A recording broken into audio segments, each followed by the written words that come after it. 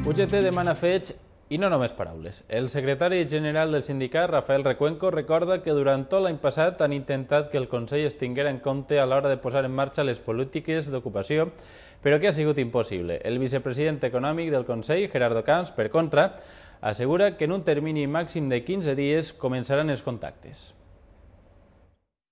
Si el diálogo social es importante para el gobierno valenciano, lo hemos dicho por activa y por pasiva, se tiene que pasar a los hechos.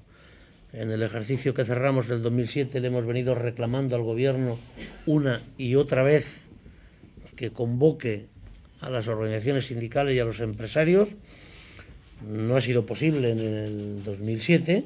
Bueno, pues estamos a la espera de que el gobierno valenciano lleve a la práctica las palabras del presidente y por lo tanto esperamos que en los días próximos el gobierno valenciano nos convoque una reunión para dar el pistoletazo de salida al diálogo social en la Comunidad Valenciana. El presidente de la Generalitat, en su mensaje de fin de año, hizo patente esa idea, trasladó a los agentes económicos y sociales, aunque ya hemos venido haciéndolo durante los últimos 4 años, la necesidad de un nuevo proceso de concertación social y, a ser posible, acuerdo al finalizar el mismo, y yo convocaré a los representantes de las organizaciones sindicales y empresariales en un plazo máximo de 15 días durante este mes para que procedamos ya a iniciar la apertura de ese proceso de concertación social.